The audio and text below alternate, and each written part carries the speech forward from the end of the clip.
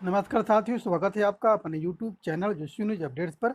आज की वीडियो में चर्चा करते हैं खंड शिक्षा अधिकारी अर्थात बीईओ ब्लॉक एजुकेशन ऑफिसर के 55 पदों का अधियाचन यूपीपीएससी यानी लोक सेवा आयोग ने बेसिक शिक्षा विभाग को क्यों वापस कर दिया।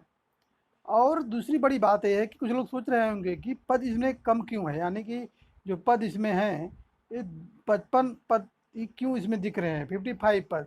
तो आपको ये बता दें कि 55 पद हैं, लेकिन जैसे आपकी नियुक्ति तक होगी ये पद आपके 250 प्लस हो जाएंगे, ये लिख के ले लीजिए। दूसरी चीज़ है कि जब 2019 में जब यही पद अध्याचन गया था उसमें 309 पोस्ट थी, लेकिन लोक सेवा आयोग के पास अध्याचन उसमें 100 का ही गया था। 100 अध्याचन गया था और जब निकला तो 309 सीट पे फार्म निकला था, आप लोग को पता होगा। तो इस प्रकार से मान लीजिए कि 55 सीट है, तो 55 सीट अगर कम समय मान लीजिए 250 सीट इसको होनी क्लियर है, इससे कम नहीं होगा, क्योंकि सीट हमेशा बढ़ती है, कम कमी आती होती नहीं, आप लोग को पता होगा। अब बात करते हैं कि लोक सेवा आयोग ने क्यों बेसिक शिक्षा विभाग को लौटाया। इसका रीजन है कि उच्च न्यायालय ने साफ साफ कहा है। उच्च न्यायालय में इतना केस रहता है सब्जेक्ट कम्बिनेशन का और तमाम अर्हता को लेके कि वो कह दिया है साफ साफ उच्च न्यायालय की जब तक लोक सेवा आयोग को साफ साफ बोला है कि जब तक किसी भी समकक्षता का विवाद क्लियर नहीं हो जाता, जैसे भी लोग आप लोग समझेंगे कि एल टी ग्रेड की भर्ती क्यों रुकी हुई है, क्योंकि अभी तक उसमें हिंदी है, कला है, संगीत है, इन सब का अभी तक क्लियर नहीं पाया कि अर्हता के लोग की विवाद फंसा हुआ है। तो लोक सेवा आयोग को साफ साफ निर्देश दिया गया है, उच्च न्यायालय दिया गया है, हाईकोर्ट उच्च न्यायालय ने बोला है कि जब तक आपको क्लियर ना हो जाए 100%, जब तक आपको क्लियर फिट ना हो जाए तब तक आप वैकेंसी ना निकालें। इससे क्या होगा, लेट तो होगा, लेकिन जैसे ही अध्याचन आएगा, पूरी प्रक्रिया हो जाएगी, तो रिजल्ट के बाद आपको फिर बाद में कोर्ट कचहरी के चक्कर नहीं करना पड़ेगा। इसीलिए अब इसमें समझौता का विवाद है क्या, आप लोग एक देख लेंगे। अगले बार जो फार्म निकला था उसमें बीएड मांगा था, ना तो उसमें बीटीसी का अलाउ था, ना डीएलएड का था, ना तो एमए एजुकेशन का था, और एलटी डिप्लोमा का भी शायद इसमें था कि नहीं, हमें क्लियर नहीं है। लेकिन ये जान लीजिए कि ये सब चीज़ें नहीं थी।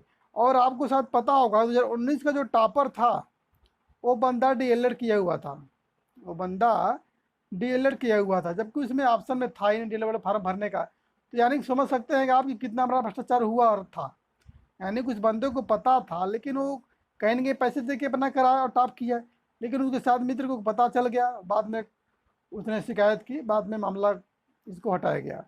तो कहीं ना कहीं भ्रष्टाचार इतनी बड़ी हुई कि जिसको फार्म भरने की अनुमति नहीं है वो बंदा फार्म भर के टॉप कर दे रहा है, तो समझ सकते हैं कि कितना बड़ा घोटाला हुआ था उसमें। और आपको पता होगा 309 सीट में आरक्षण की बात करते हैं, आरक्षण में मिला ही नहीं। 38 ओबीसी क्वालिफाई कराया गया था पूरे मेंस में लेके, जबकि पीटी में भी ओबीसी का मेरिट जनरल से हाई था, 72 गया था, 70 पार।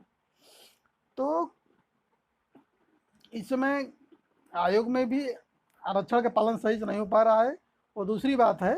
लेकिन हाँ, आप ये जान लीजिए कि ये लोक सेवा आयोग लौटा दिया है, और बहुत ही जल्द हो सकता है कि इसी महीने के लास्ट तक ये विवाद जैसे समझौता का है इसको बस क्लियर करना है, कुछ इसका है नहीं, जैसे क्लियरफाई कर देगा इसके बाद आयोग को इसको निकाल देगा।